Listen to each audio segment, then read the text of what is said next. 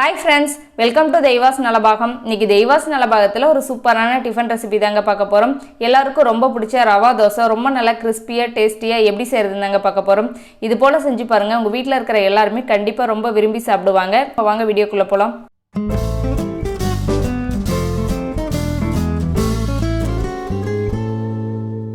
First இந்த recipe பண்றதுக்கு நான் மெஷரிங் கப்ல 1 கப் அளவுக்கு வெள்ளை ரவை எடுத்துர்க்கேன். இது வறுத்த ரவை தான். நீங்க வறுத்த ரவை, வறுக்காத ரவை எது வேணாலும் எடுத்துக்கலாம். இது ஒரு மிக்சிங் பவுல்ல சேர்த்துக்கலாம். கூடவே 1/2 கப் அளவுக்கு அரிசி மாவு எடுத்துக்கோங்க. இது பச்சரிசி மாவு தான். கடையில வாங்குனது தான். நீங்க வந்து வீட்ல அரைச்சது எது வேணாலும் பயன்படுத்திக்கலாம். இதுக்கு தேவையான அளவுக்கு உப்பு சேர்த்துட்டு ஃபர்ஸ்ட் நல்லா ஒரு வாட்டி கலந்து விட்டுக்கலாம். மாவு கூட எல்லாம் நல்லா கலந்ததுக்கு அப்புறம் இல்ல கொஞ்சம் தண்ணி சேர்த்து நல்லா கட்டி இல்லாத ஃபர்ஸ்ட் கரைச்சி எடுத்துக்கலாம். ஏன்னா இதில் வந்து நம்ம நார்மலாக தோசை மாவை விட இது கொஞ்சம் நல்லா தண்ணி ஆட்டம் தான் இருக்கணும். அதுக்கு ஃபஸ்ட் நம்ம வந்து ரவை நல்லா ஊற வச்சு எடுத்துக்கலாம். இது போல் நல்ல ஒரு கப்பு தண்ணி ஊற்றிட்டு கட்டி எதுவும் இல்லாத இது போல் நல்லா கரைச்சி எடுத்ததுக்கப்புறம் இதை நல்லா ஒரு 15 நிமிஷத்துக்கு நம்ம ஒரு தட்டு போட்டு நல்லா மூடி வச்சு ஊற விட்டுறலாம். ஏன்னா அந்த ரவையெல்லாம் நல்லா ஊறி வந்ததுனா தான் நமக்கு வந்து தோசை வந்து நல்லா கிறிஸ்பியாக டேஸ்ட்டாக இருக்கும்.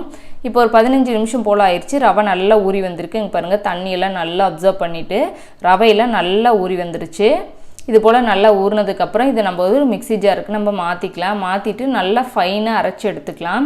இது மேற்கொண்டு தண்ணி எதுவும் சேர்த்துலாம் நம்ம அரைக்க வேண்டாம். இது ஃபஸ்ட்டு நல்லா ஸ்மூத்தாக அரைச்சி எடுத்து ஒரு பவுலுக்கு நம்ம மாற்றிக்கலாம். இது போல் நல்லா அரைச்சாச்சு. நல்லா ஃபைனாக அரைச்சி எடுத்துக்கோங்க. இது ஒரு பாத்திரத்தில் மாற்றியாச்சு. இப்போ நம்ம தேவையான அளவுக்கு இதில் தண்ணி சேர்த்துக்கலாம். நார்மலாக தோசை ஊற்றுறத விட இது நமக்கு நல்லா தண்ணியாட்டு இருந்தால் தான் தோசை நல்லா சூப்பராக வரும். இப்போ நல்லா இதில் இன்னும் ஒரு 2 கப் அளவுக்கு நான் தண்ணி சேர்த்துக்கிறேன். சேர்த்துட்டு நல்லா கரைச்சி விட்டுக்கலாம்.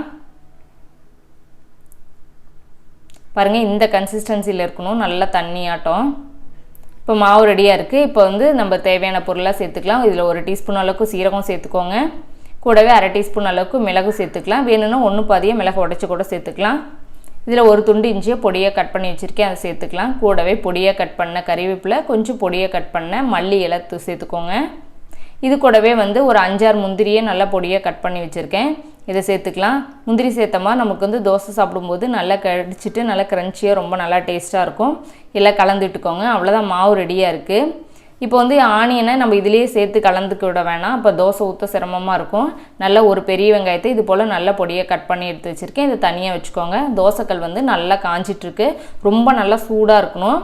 இது போல் மேலே வந்து நம்ம ஆனியனை ஸ்ப்ரெட் பண்ணி விட்டுக்கலாம். நம்ம மாவுலேயே கலந்து ஊற்றும்போது ஊற்றுறதுக்கு நம்மளுக்கு வந்து சரியாக வராது ஈவனாக. இது போல் நல்லா ஸ்ப்ரெட் பண்ணிவிட்டு ஊற்றும்போது ரொம்ப சூப்பராக வரும்.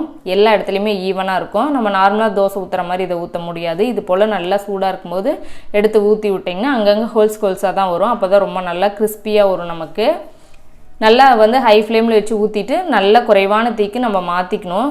தீயை வந்து குறைவாக வச்சு நல்லா எல்லாமே ஈவனாக நல்லா க்ரன்ச்சியாக நல்லா வெந்து வர வரைக்கும் நல்லா கிறிஸ்பியாக நம்ம வந்து வேக வச்சு எடுத்துக்கலாம். இந்த தோசையை நம்ம திருப்பி போட தேவையில்லை.